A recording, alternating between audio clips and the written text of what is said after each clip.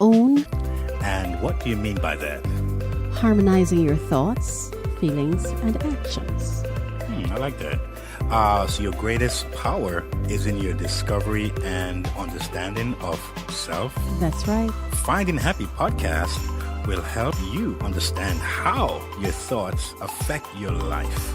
Thoughts become feelings, and our feelings create a halo around us. Finding Happy podcast will help you cultivate favorable outcomes and avoid harboring negative energies. Wow, I like that. Thoughts become feelings, which then become habits that we practice. Finding Happy podcast will help or give the listener an insight into how what they do is a reflection of their subconscious minds. And it will help you understand how to program your mind to attract what you want consciously. You deserve to thrive in this life. Find your happy. Finding Happy podcast.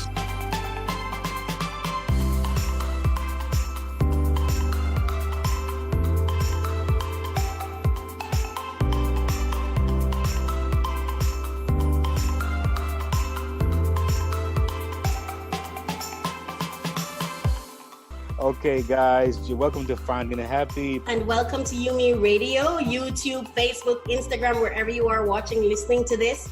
We have on with us today, with myself and Keith, the entrepreneur, Jarayne Pinnock. He is a actor, producer, writer, storyteller. He's phenomenal and he's Jamaican. There you go.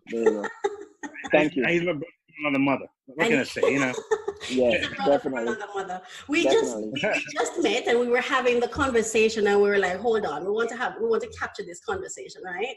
So we started off talking about he went to Carrimack because he has journalism degree as well as his first degree, as well as my first degree is journalism. I didn't know that. Yes. Yeah, Keith. So I'm Northern Caribbean University, Jamaica, and he is Carrimack. And there's University of the West Indies. Is it like a rivalry going on there with you guys? Yeah, especially in this discipline, in the journalism. Yes, there is always a war, a fight, a quarrel, a contention, a conversation about it, right? Because we're declaring who's first and who is not first and who is the best and who's not the best. But I think we both agree Northern Caribbean University is the best. I think we both agree that Northern Caribbean has a good program.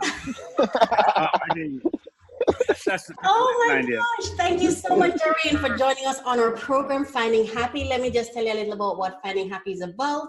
Definitely. Finding Happy is really us having conversations with persons who we are inspired by or whose story is empowering and is thought-provoking and is something we want to have a conversation about. The whole motto and concept around Finding Happy is really helping people harmonize their thoughts, feelings, and actions, because we believe that what you think is who you become. Because what you think, you interpret through your feelings, and then you carry out in your actions. And this program started from just, having that kind of conversation just to really connect, help people really connect and become intentional and conscious about the conversations they have with themselves. Definitely. Right? Definitely. So thank you so much. Keith, can you tell us a little about how you know Jarayne and why you, because I know you instigated this interview, which I'm happy for. But tell us what happened. I thought you never asked. I thought you never asked. But fortunately, I met Jarayne some years back. I came to my church. He came from Jamaica. I think I knew his cousins prior to him. And one young lady sang really well in my church. Her name is Ashay. I knew her for quite some years. And then I met, I think, another cousin of him that came up. Forgot her name, Jarayne. What's her name? Holly. Got her name. Erlen. Yeah, Holly. Holly. Yeah, Holly. Yes. So when he came, I actually thought they were actually the family, like, blood, whatever it was. But it seemed that way anyway because they were so close. Yeah. You think they're like, brothers and sisters. Yeah. But anyway, met this guy, very cool, very astute, very, I would say very focused. Wow. And it wasn't too long after that he got involved in the church. I believe it was ushering. I believe he was doing. I was a security guard. I was a security for the pastor. Yeah, security. Yes. And I watched him, and he was very dedicated, very on point, and that I liked. But of course, we in our church we have men's ministry, and we had. Is that where all the single men are? Yes, that's what they are. Sidebar. That's what we go crazy. So we had different meetings where we talk about different things, from business to, faith, and that's really ambition. Men. Yeah. Yes, the older men would kind of I would bring the younger guys and have them learn some things and prepare early, how to be men, and as I hear him speak, this brother has something going on here, just the way he communicated, the way he explained himself. I said he knows something, he's doing something. And of course, time went on, I heard more and more about him, and found out he was an actor. I'm like, well, let's talk, because I know it's a very interesting field, and not many people, not in our black churches that I know, as black men who has reached his level, that are actors. So of course that drew me to him, and we talked and so on, and I shared some things with him as far as what I was doing, and we clicked really well initially. We just clicked right away. Wow. Yeah, man, we just same drive. We are pretty much self-driven, very self-motivated, right, and focused. Right. So that was what caught me to him, and we've been talking ever since. It's like we can see each other for distant times, like 2-3 months or 2-3 weeks. It's like when I meet him, it's like, hey man, it's like we just clicked, like real brothers, man. So, wow, that's wonderful. It's a blessing. Yeah. Wow. So Jarayne, tell us, who is Jarayne? Outside of your titles, because you're quite accomplished. Who is Jarayne? Thank you. First of all, I'd just like to say it's an honor to be here. Thank you, Keith, for making this a reality. And thank you for being here. He never stopped. For having me. Did you get Jarayne? My apologies for the delay, because we've been kind of on a hiatus because we just started a radio station, and there are many projects that we do. Definitely, I can imagine. Yeah. So thank you for being here. Absolutely. Yeah, thank you. So so in addition to that, first and foremost, I would say that I'm a man of faith. I'm a follower of Jesus Christ, and I have unusual ambition, I guess. Young boy from Jamaica, Spanish Town, Jamaica. I used to live in Kingston, but I spent most of my days in Jamaica in Spanish Town. And I came to New York to pursue acting. I'm not gonna stop. I acted a lot in Jamaica, stage plays. Started from stage plays for UCCF in college, and then I did a lot of commercials in Jamaica. I did a bigger commercial. I did a Scotiabank commercial. I did an NCB commercial. The NCB commercial went throughout the Caribbean. I had an agent in Jamaica, so I got called up for commercials a lot. And then I did a couple reality TV shows. I'm not sure if you remember them, like College Lifestyle, and then Island Rockers. Yeah, and then Island Rockers. I did Island Rockers as well. And then I decided that I wanted to go big. I wanted to actually do this as an authentic, well-trained on camera, television and film, authentic Jamaican actor. Because unfortunately, brand Jamaica is synonymous, when it comes to acting, is synonymous with bad acting. So I wanted to change that. Bad on film and television acting. So I kind of wanted to help the narrative in that regard. So I came over here, went to New York. The thing with me is I was born in America, but I was raised in Jamaica.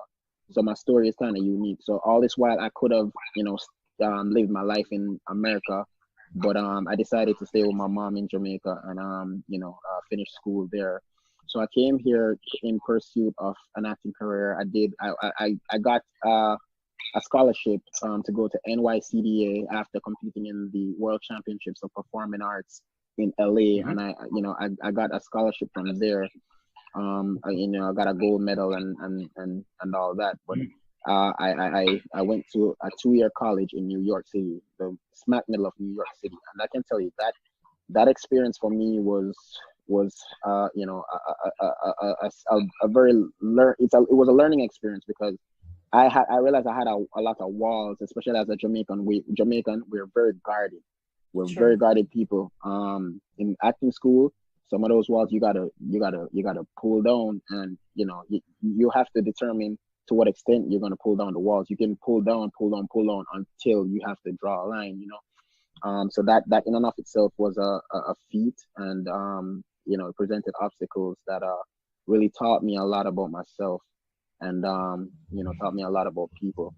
But I completed it. I'm glad to say I completed the program, and then, you know, I got an agent, and then, you know, I got my first audition a couple months out of acting school for Luke Cage. That was the Netflix Marvel show.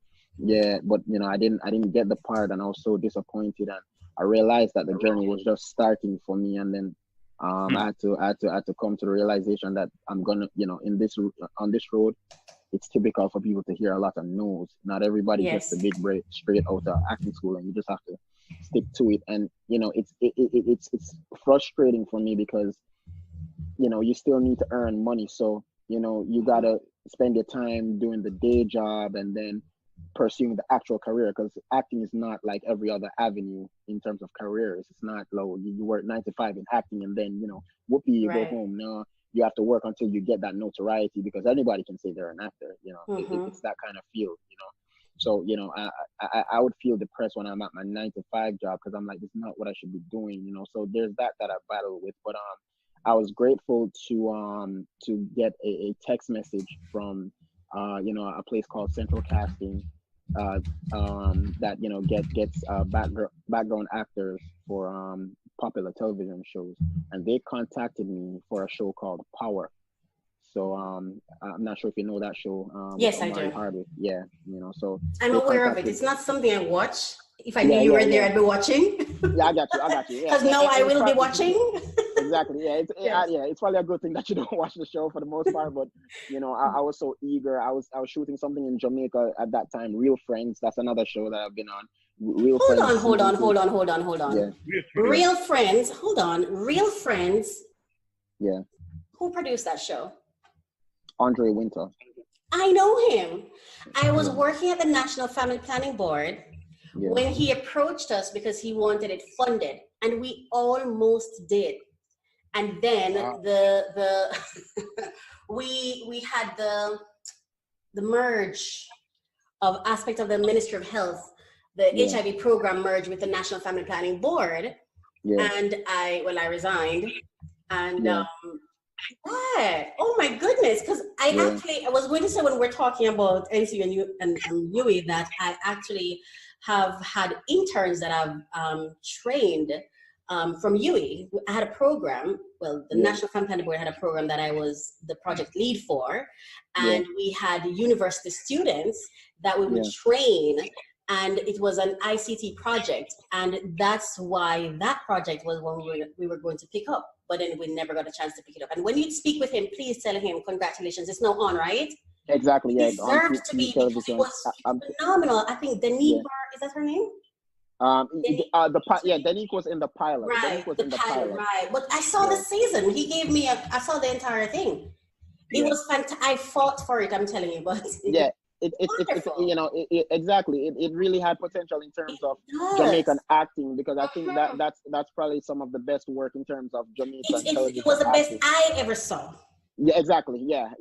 And that's the field I'm in. So I'm not just speaking as a host. I'm speaking as a multi-award-winning not journalist, but producer and EP. Nice. It was quality work. Yeah, it was unprecedented.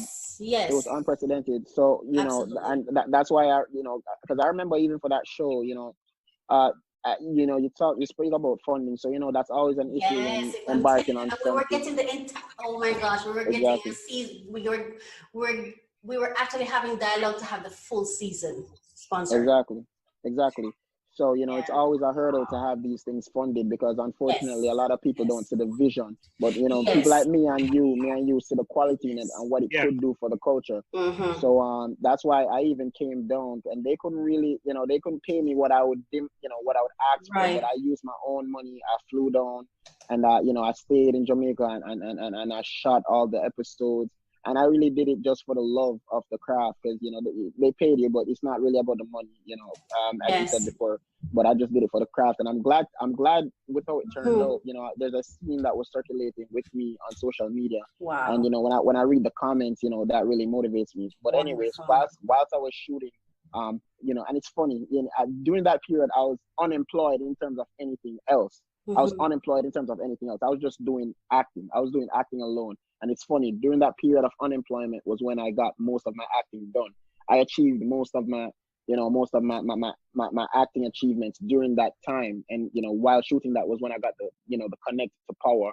And then I flew back to America because I'm like, I can't pass this up, and it was such a good decision. I don't regret it at all. I flew back with money I didn't have, on credit cards. I flew back and then I did power, but I don't regret it at all. And then you see myself on a platform like Power. I remember my best friend called me in the middle of the night. He was like, "Yo, son, and he's making a big deal. It's just one of those indelible memories. Like he's making a big deal, and it's those things that keep you going. Like just the memories and the euphoria. So and then I flew back after Power to finish Real Friends, and then I flew back. I like that you meant you delivered your commitment. So even though you got something that was seemingly bigger, you still remembered to complete what you started. That's a good thing. Tell me something. Take us through the details, the nitty-gritty of how you got connected to Power and what that experience was like for you. A little bit about my commitment to Power. No, your connection, how you got there. Okay. So yeah, I got that through a company called Central Casting. Okay, so you have, is that an agent that you're signed to, or it's no, that's not my agent. My agent got me the Luke Cage audition, and she got me another audition with ABC, but that was a self tape on a single thing. Didn't hear anything back. But Central Casting is more of a talent pool. It's not as personalized as having an agent to talk to and whatnot. They just saw my image. You take photos, they see an image, and if they like you, if somebody from the crew of whichever show is using them to source background talent, if they see a picture and they like you, then they call you. Then Central Casting then contacts you and calls you in and tells you the shoot dates and if you'll be able to make it. And that's what happened. And I was in Jamaica at this time, and then I made I took the risk, and then I flew back. I flew to the States, but it was a good risk because at the end of the day, it's Power. And then when I have that on my resume, it gives it some weight, absolutely. And so Rachel, after Raquel, yeah. After that, after just waiting for auditions, I told myself, I looked on some of the stories of people that really made it big, like giants in the industry. They made their own material. You look on Tyler Perry, you look on Sylvester Stallone, they wrote their own material. And then I had an idea that I knew was a good idea. When you just have an idea and it's a good idea, nobody can tell you anything. Even if it doesn't get picked up, you have a good idea. I had an idea to blend both worlds, both Jamaica and America, in an authentic way, because really and truly, it has not been done. And if it was done, it was never backed. It was never backed by a major television or production host like HBO or Netflix. It's never been backed by something like that. The most authentic Jamaican American story I've ever seen was Shutters. Outside of that, it's never been done. And if a production company tried to do it, it was not authentic, because they're gonna have some quote unquote Jamaican character that's not Jamaican, because they just grab anybody from the Caribbean and have them put on a very phony Jamaican accent. And I guess to the to Americans, it may sound, that's Jamaican enough. It may sound authentic to them, but to the real Jamaican, to the real Jamaicans, we hear it, right? And it hurt my heart every time I saw it, because I'm like, I'm right here. If they only knew, because I got the training, I spent my money, I got learned you know, and you know, I got the on-camera technique and all that. You know, I invest in this thing, and I need somebody to use me, to put me to work, right? So I ended up writing my own program. I wrote my own script. Sometimes when I look on the script, I'm wowed. I'm amused. I was like, I did this because the only writing I did was journalistic, right? But you know, I figured out my plot lines, and then I said, I'm gonna tell an authentic. It's the best kind, though. The journalistic writing is the best kind. You know, to pull information. It's funny, right? It helped me. So I borrowed a lot from my life. You know, I decided I'm gonna tell a story about an immigrant Jamaican boy moving to America, pursuing a degree, or pursuing something, and the obstacles he faces on the way. And you know, I decided to call it Yardy and the Yankees, and I think it's catchy. I like that. Yardy and the Yankees. And the Yankees. I like it. And it's I'm seeing cool two best friends. Yeah, you know, it's cool. Even that, because I have a clip. I'll show you when I get a chance to. But like, the name is it stuck with me because it's two colloquial terms. Yes, just in two different cultures. Exactly. There's a merging of cultures. Exactly. Yeah. Exactly. And they both start with Y, and the second letter in both words is A. So that really meant something to me. I'm like, I have something here.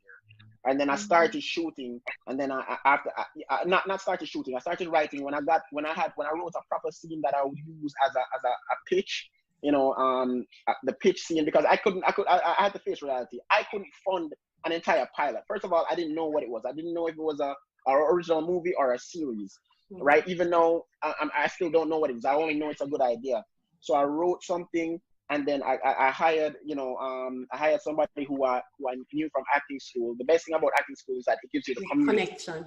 Yeah, it gives you the community. And I use one of my acting coaches. I'm sorry if I'm talking too much. Am I talking? Oh, no, you're the guest, darling. Go right ahead. So, you know, I employed one of my acting teachers who had a production company who shot student reels for acting students just out. And, you know, I had him shoot a scene for me. And the way he shot it was not only in, you know, usually reels focus on one actor, the actor who was trying to sell himself, but I asked him to shoot it as a scene, right? So it was focusing on me, and it was focusing on my partners in the scene, right? Because I'm trying to sell the idea. So I shot that, and then when I saw the finished product, and then when I showed it to both Americans and Jamaicans, and when I saw the reactions, I was like, I know I have something. They were they were blown away, and you know, they're like, this is what everybody's waiting for, like, you know, and this is the time to do it. Like, this is the time to do it. This is the time for diversity. You know, Netflix is trying to tell a lot of Absolutely, that is so. That is absolutely so. Exactly. You know, everybody tired of the typical story, young person in Manhattan, New York. Because you see, the whole reality fever has taken over, so people want to see what's real. Exactly. Yeah. People want to learn about other cultures. It's the age of YouTube. Exactly. People want to learn about other worlds. People want to learn other parts in the world. Because if we're going to tell stories, about people, let's tell stories about all people. That's the idea. That's the inclusivity. Yeah. You know, that, you know, diversity, inclusivity. So I realized that, and ever since Raquel, right? Raquel. It's Raquel. Yeah. Raquel, okay. Ever since I've been putting all my money into that, and you know, it gets frustrating at some points, but you know, I have something coming up, and you know, even if God forbid it doesn't go my way, I'm not going to stop. I'm going to go to other people, and you know, my journey starts from there. So I'm trying to produce my own project. I want to be the lead in it, but if I can find a Jamaican actor who fits the role better, because I'm even talking to this young man and I like his image, but you know, I don't know how well his acting training is. I saw some of his work. I know where he can use training, but his image, I think he's trainable, and who knows, you know, but I'm trying to pitch this idea, and soon I'm going to show it to an exec who has worked with both HBO and Netflix. And I'm using him as my window in. You know, I work at a bank in the days, and I got introduced to him through a partner at the bank, because the partner knew about my ambitions, and you know, he called me over and said, Jarayne, you know, he has a business relationship with this man And then he introduced me, and the man gave me his contact number. And when I call him, he actually answers. So my father always taught me to spot the opportunity. So I spot the opportunity through that. He actually answers me. This exec who has worked on all these high-profile shows answers my call, and he's taking me seriously. So I'm hoping something comes out of that, and I'm not gonna stop. That's what I can say. So that's what I'm working on. I don't waste time on trying to tell everybody else's story. I'm investing in my brainchild. What they call it, brainchild. My idea. Yes. Yeah, my brainchild, and I believe in it. I believe in it. Yes. Keith believes in it. Everybody knows. So Jarayne, tell me. I mean, I like what I'm hearing. Now, I hear you talk about you're writing your own stuff, you're creating your own path. I like that. Now, as far as going backwards and see what you've gotten and what's been offered to you, have you ever had something where you're like, me now do that? In other words, I'm not doing that scene or that role. Have you had that moment where you're like, no, I can't do that, or based on my standards or based on what I'm trying to accomplish, I will not turn that down, or you take everything that comes your way, hoping something will grab or whatever? What's your approach in that? Okay. So I mean, I'll be honest with you. I mean, at this stage of the game of my career, it's tempting to take anything that comes your way because you're trying to get in. You want to eat. You got bills to pay. You're trying to get in. However, there is a line that I will draw, and I'll go as far as to say that I rather suffer before I take certain roles. I mean, it all depends on the story. What's the end goal? If the overarch message, the moral of the story. So it all depends on this. I'll say it all depends on the story. Even at this stage of the game, I'm careful as to what I take. They're very, in terms of the list as to what I'll not take, it's very small, but I hear you. but I for the most part, I'll take what comes my way. Yeah. I'm the kind of person like you. I don't see closed doors. I really don't. Because I believe that, and that's why I have this program. I believe that everything in the universe is working in my favor. The universe loves me, and everything is just guiding me to what I need to do. Yeah. And so we went to New York and we filmed the project. And after we filmed it, we came back. I edited it myself. It took me 3 days and 3 nights because when we got back with it, I did the trailer first and sent it off. The local channels were very interested in it. And then so they gave me 3 days because they're like, where is it? We need it like right now, prime time. Yeah. 3 days and 3 nights. I never ate. I never slept. I didn't even get up to drink tea, like nothing. I was on fasting for 3 days. Wow. To make sure I get it done in time. It was, I was told by the awards persons that we were the first independent persons to produce a documentary, and were awarded our very first documentary. Yes. Wow, congrats. Wow. Thank you. And every single member on the team, we got 8 individual awards. Wow. Yes. Wow. So I was going to say to you, poverty is not necessarily such a negative thing. I'm not saying it's a good thing. It's not necessarily such a negative thing. And I say that because Jamaica is a developing country. Once you've been here, you've lived here, you've gone to school here, you've gone through the culture here, you were not unscathed. You would have been touched by some of it, right? Yeah. But what it does, it builds in us this drive. Yes, definitely. I heard it in your voice. I heard it in your voice. Yes. And that's Andre Winter. I'm telling you, that young man, he kept coming and kept calling. And you know what? I apologize to him for me, because even though it wasn't within my power to make it happen, so fast. I'm telling you, the drive was there, and I could see it and all of that. But I'll tell you this: you can do it yourself. You don't even need Netflix these days. And I'm not saying you don't need Netflix. I'm just saying, should they say no, you still have other outlets. Yeah, definitely. But you pointed something out that's very important, and I want whoever's listening, because if there's another young person out there thinking of it, you started talking about your network. And throughout your conversation, I hear you connecting your networks, the people you've met, and that you know someone who's an executive. How does how do you leverage your network to achieve what you want? Or how do you plan? You know, it's about, you know, as my father told me, it's about spotting the opportunity. Yes. You know, I think that simple, you know, those words, those you know, those words, learn to spot the opportunity. Yes. Quote unquote. It meant a lot, and it had a lot of weight to me because my father is a prominent businessman. He's a successful businessman in Maryland, and when he told me that, when I was trying to glean as much knowledge from him, and he told me, I didn't grow up with my father, so I try to have as much conversations with him when I do see him, right?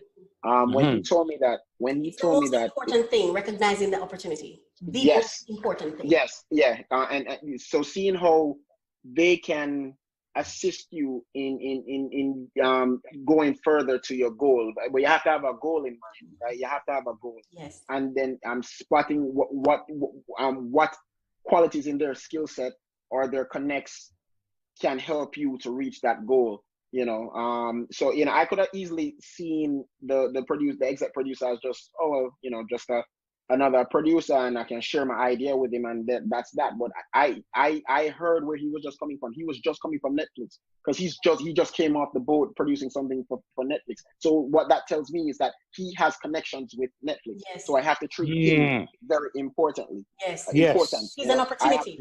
Exactly. And you know, nice. It's not a matter about being an opportunist. It's about telling him you should be opportunistic. Yeah, it is. Be opportunistic. It is, you know, but you know, oftentimes the word opportunist is it's kind of synonymous with being negative connotation. Yeah, and it's often synonymous with having an ulterior motive. The reason why I say it's kind of different is that I told him from the get-go that this is my plan. You are direct. This is what this is what I would love for you to help me in doing, you know. And I spoke on the phone with him, so he knows my intention from the jump, you know. But yeah, it is in essence, it's seeing the opportunity, right? Yes. But and just so it's just about first you spot the opportunity and know you are leveraging the opportunity. Yes. Wonderful. Yeah. Just spotting how they can assist you in having your goal, but you must have a goal first. You have to have a goal because you have to be ready, don't you? Exactly. When you connect with the person, you've got to be ready. You have to know what you want. You have to be clear. Exactly. What is your ultimate goal? What is it you want from this? From acting? I want an authentic career. I want to be the first, or I want to be an authentic Jamaican voice in the American film industry. Wow. I want authenticity finally. Yes. Yes. Gotcha. Yes. So you want to claim that. I like it. Yeah. I like it. So tell us, what are some of the projects you have coming up, or what are some of the things you're working on? I know you're working on that project that you're going to be pitching to HBO and Netflix. Yes. That's your I mean, outside of that, you know, my friends, you know, my acting colleagues, contemporaries will, you know, call me up for different gigs, some stuff that they have wrote, some connects that they have made, you know, but nothing is set in stone. But like for right now, there's this project that my friend Elijah spoke to me about called 12 Floors, and then I have another filmmaker in Jamaica. You know, he's too busy, so you know, I won't even spend time to say, yeah, you know, and I'm looking forward to that, because chances are he won't even remember to hit me up because he's that busy, you know. But as far as Elijah out here, how will you make sure he remembers? How will I make sure he remembers? I mean, I'll remind him. I'll remind him eventually. Okay. But it's something that I've spoken to. Is it something you want to do? Of course, you know, but he has to be serious enough. You know, he's serious, but I think he needs to fine tune his attention more. You know, you can't be all over the place. You have to have, as Tyler Perry said, you know, I love documentaries, by the way. It's interesting that you specialize in documentaries. I love documentaries. Me too. Yeah, there's just life lessons, and what they do is they motivate you. So when I watched the documentary on Tyler Perry, now he said that you need to be focused on one thing. Not even necessarily one thing, but keep it close, keep it simple, keep it pour all your water on one tree. But be very focused. And it doesn't mean that you can't have branches on your tree. But you should know what tree you're investing in. You should be clear. Yes. This is because it's out of that goal that the other opportunities will sprout out of, right? Yes. When you do this well, other opportunities will sprout out of that and give life, that goal, when you achieve it, it will give birth to other opportunities. So I took that from him. So right now, Raquel, I don't have any roles just planned or on that thing that your tree. Yes, and I'm right now. I'm working on getting an editor. I was on the phone with basically my team in America. They're very good at what they do. The acting teacher that helps me out, he's a very important connect for me because he's an acting teacher, he's a director, he's a writer. He's very important, and he has connects, right? And he's the one connecting me to the professional editor who will edit, because I even flew to Jamaica to shoot some stuff for Yardy and the Yankees. That in and of itself is an investment. I hired actors, I hired a cameraman, that same friend that I told you about. Very good. Very good. I hired a cameraman, I hired a mic man, and then, I had to rent a car, and I'm traveling around, going to the different scenes that I want to shoot, all these things. And, I love that in your process. Yeah. I'd love to filming your That's what I like. Yes. Very nice. Even that, it's so expensive, but I just have to keep telling myself that it's going to be worth it. It's going to be worth the investment. It's going to be worth the investment. It's going to be worth it. Yes, it will. It is worth it because you're currently on your journey and you're fulfilling something. So it is worth it because you're already fulfilling something in you. Exactly. I am impressing myself because I didn't think I could commit to something like this. When it really came full circle to me, Keith and Raquel, when I printed the script, right? What I wrote so far, I blew myself away because it was so much material, and I'm like, Jarayne Pinnock wrote this, and then when I look on the front, I typed it, but when I actually printed it and I saw, Yardy and the Yankees written by Jarayne Pinnock, it did something in me, and I just have to thank God for that because I'm like, thank you, Lord. You don't really see anything yet, but you thank Him nonetheless. But when you have the script, that's a big deal. Exactly. Exactly. So, Jarayne, Jane. I mean, all this great, exciting news, man. No, I'm getting excited here. I'm so proud of you, though. I'm getting excited. So here, I am excited. So Raquel. So Jarayne, you're an aspiring actor. You're just about, you're about to blow up any day now. So here's my question: how the ladies, man? How is that going? We got to tell us about it. Tell us about it. I'm glad you asked. I'm Pressure. Hey, man. I'm 27. I'm glad you asked. Sure. I was preparing for this question. You're a smart guy. I'm at 27. I'm 27, and I want to get married soon. But the reality is, you need certain things in place. Well, at least the standard or the vision that I have for my life is, I want to be well prepared before I get married. But I also want somebody to be there during this stage. I want to know the person during this stage, because when your wings, right? Yeah, then you get a sense that it's genuine, it's authentic, and at least you want to be able to say, before you get all the accolades, before you get all the money and all that, you want to be able to say she was there. So know it's real, and then that will give me solace in spending on whosoever the young lady is. And God, He said that He's gonna send you your angel when you're almost at the gate or going through the gate to take you through the gate. Well, I mean, if God does that, I'm hopeful that He will communicate that to me, and let me know that He can go. That you can go ahead. He has to let you in on the secret, right? Yeah, just a little bit, that you can go ahead, especially if she's beautiful, hint. But that was rationale behind it. So I mean, everything hangs on this dream that I have, me getting married, me being able to, buy a home, to put over my wife's head, and so she can have a house, so she can have a room for her. Yeah. We get it. Mm-hmm. We get it. Nice. 27 with a dream. What would you say to young men today who may find themselves, blowing in the wind? I would say do some introspection. What it is that you like, what is it that you love? You first have to find that out, and then have a goal and have consistency, as Denzel Washington said. Have a goal and have consistency, because it's true. Without consistency, you will never reach a goal, and without your goal, you'll be aimless, right?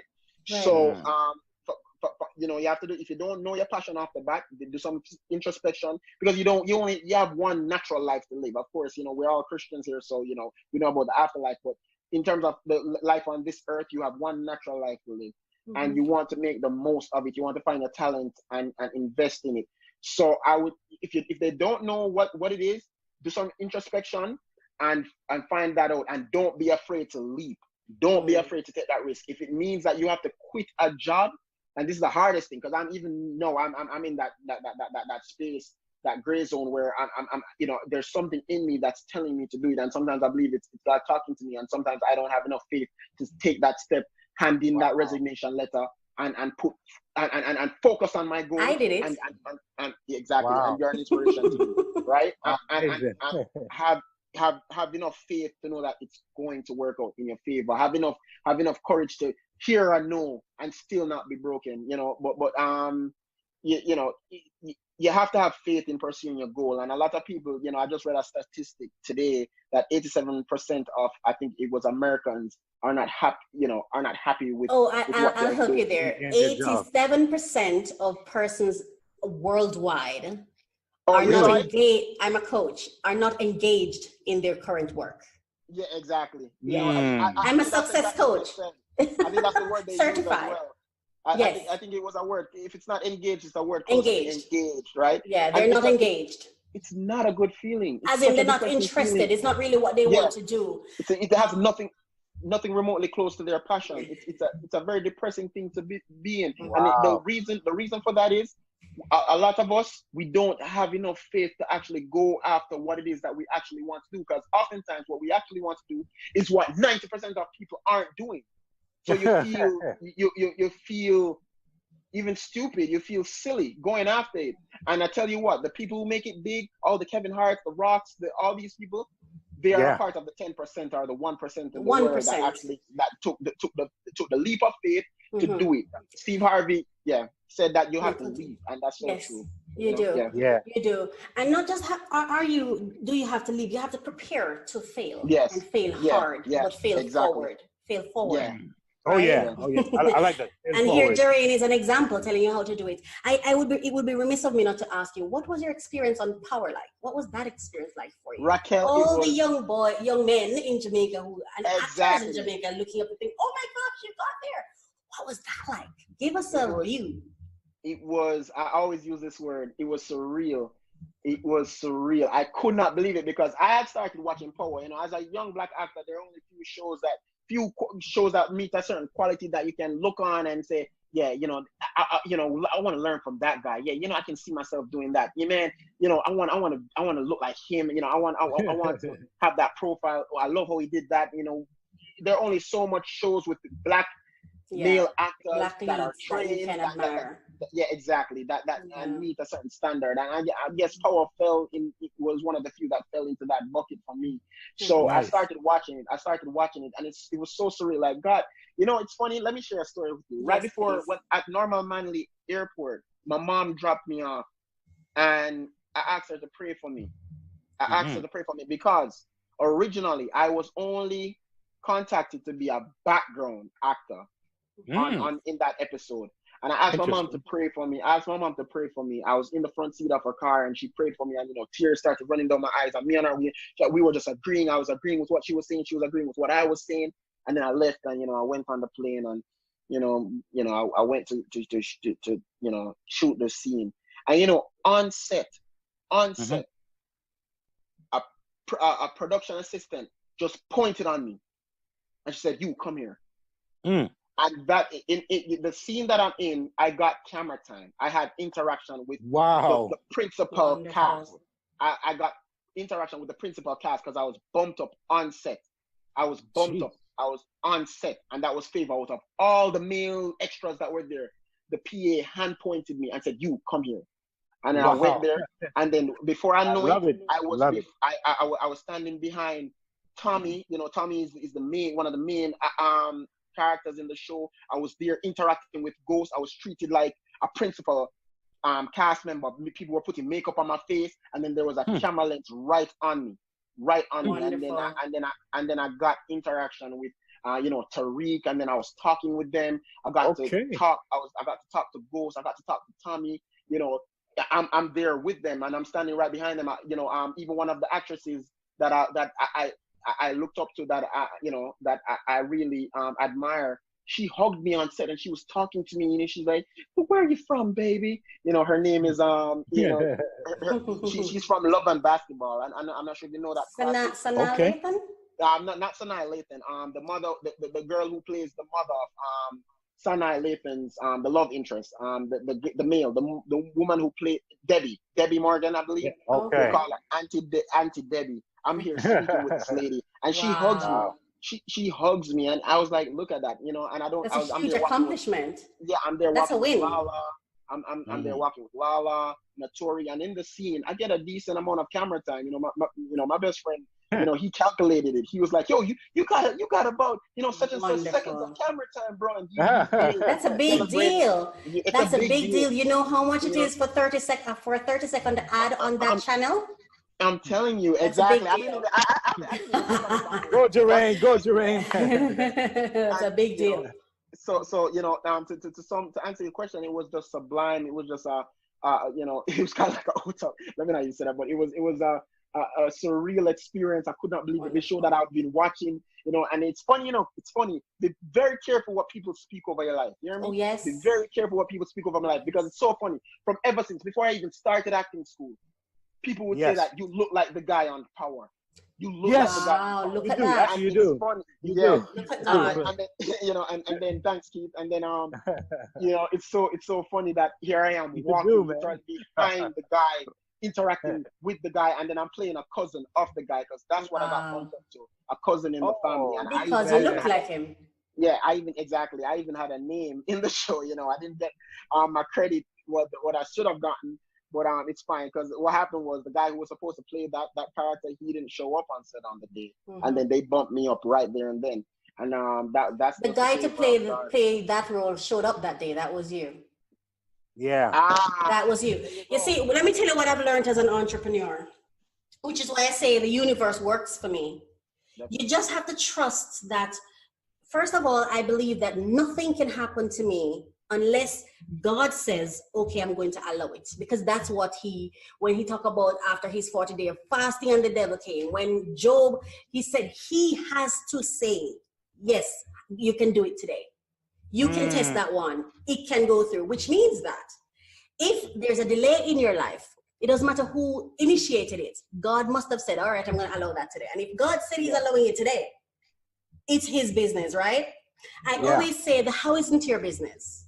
It is your job to be prepared, show up, and execute. And that's what you did. You were she never just came and just said, those people are trained, darling.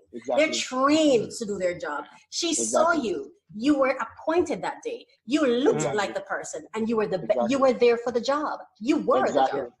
It was you. It may not have been communicated to you that way. And sometimes God don't tell us what he's about to give us, because he has to protect us from ourselves and our minds. Amen. Because I didn't expect it. When she called you, you weren't even bombarded, because you weren't thinking about it and nervous about it. So you were ready.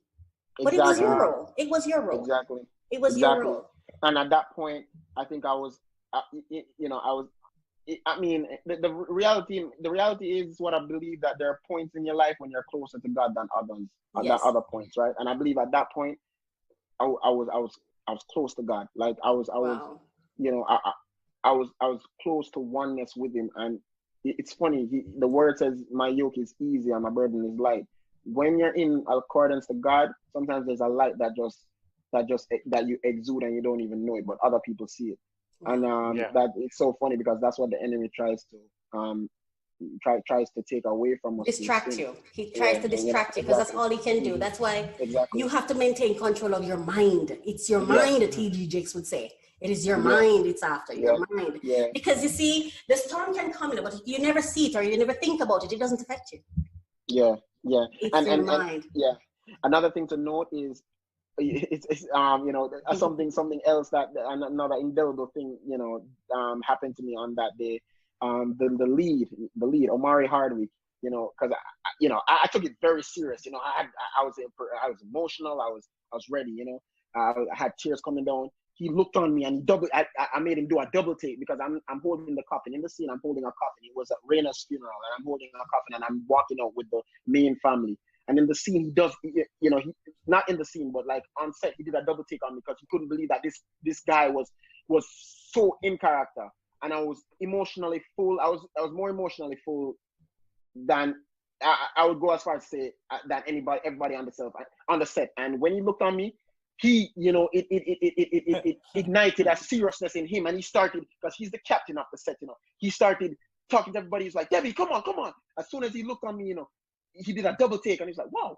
I could almost tell that's what he said in his head. And then after we were done, when we wrapped for the day, I reached out my hand to him and I was like, it was a pleasure working with you, Omari. And he was like, hey man, I'll never forget this. I'll never forget this word. Hey man, hey, he pointed at me. He was like, yo, good work today, man. You're real focus. That's exactly what he said to me. Yeah. Wow. The real focus. And it meant a lot to me taking it from him, because I have a list of actors, of 5 actors, I think it's like my top 5 actors, and he's on it. And to have him say that to me, this Jamaican, little Jamaican boy from Spanish Town, it meant a lot to me. And after that experience, I knew I was doing something right. And if you were to listen to this podcast right now, what would you want to say to him? I would want to say, thank you, Omari Hardwick. That meant a lot to me, and you may not know this, but it gave me a lot of motivation. And I would like just tell him thanks for being an inspiration to me, because just seeing him and hearing his story, if you hear his story, it's a rough one. He slept in his car and all that. He lived in his car, couldn't afford his bills before he got the big break. So thanks for being an inspiration, and continue being a good actor. Wonderful. 3 things you'd like to leave with the audience before we go. 3 life lessons you've learned that are valuable to you. Love the Lord God with all your heart. Okay, good. Follow your passions and have faith to take the lead. Have faith to take the lead. Yeah. Take the lead. Thank you so much. Thank you so much, Jarayne, for joining us on Finding Happy. Thank you for having me. Our absolute pleasure. Absolute pleasure. I know you're going to inspire listeners. I know you are. And you know what? I have absolutely no doubt in my mind that your project will be successful. And we're here if you need us. Definitely. Thank you so much, Raquel. Thank you so much, Keith. Absolutely. Thank you, too. And let me say, lastly, it was a pleasure, my brother, from another mother. I see you there. I see you are one of those pioneers, and you're going to actually, I'm sure, inspire a lot of younger men and young people in general. I see you really making a mark and a trail that men are going to want to follow. So even me as an older guy, an old gentleman, I admire you and what you're doing. I'm just saying, success is yours, and man, go out and get it, brother. Behind you. If I can help in any way, I'm here for you. Yeah. Thank you, Keith. Absolutely. Thank you, Raquel. Oh my goodness, that was such a wonderful conversation, wasn't it? It was absolutely amazing. I'm so proud more than of I thought. Yes, and more than I knew. Yeah. I didn't know that he had such an extensive resume. Yeah, I was really impressed by that. He's so driven, so focused, so you know what? I think he would make a very good mentor. I think so. And you know what I like about him? Yeah. He was willing to put his money where his mouth was.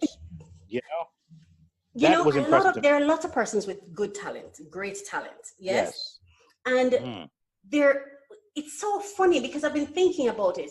Persons I've seen people who get things just handed to them. Like, I've seen that too. On your lap.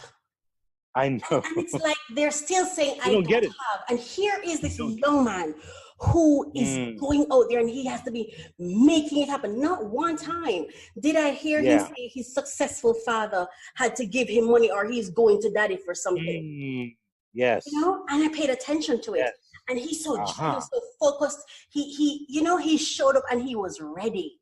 And because he was ready, he was able to shine. Yeah. When given the chance. That's amazing. Spot the opportunity. Yes. Yeah. That's what I call an inspiring story, you know? Yes, it is. Thank you for listening. Thank you for joining us, and keep listening to Yumi Radio. Own your truth. And what do you mean by that? Harmonizing your thoughts, feelings, and actions. I like that. So your greatest power is in your discovery and understanding of self. That's right. Finding Happy Podcast will help you understand how your thoughts affect your life. Thoughts become feelings, and our feelings create a halo around us. Finding Happy Podcast will help you cultivate favorable outcomes and avoid harboring negative energies. Wow, I like that. Thoughts become feelings, which then become habits that we practice. Finding Happy Podcast will help or give the listener an insight into how what they do is a reflection of their subconscious minds. And it will help you understand how to program your mind to attract what you want consciously. You deserve to thrive in this life. Find your happy. Finding Happy Podcast.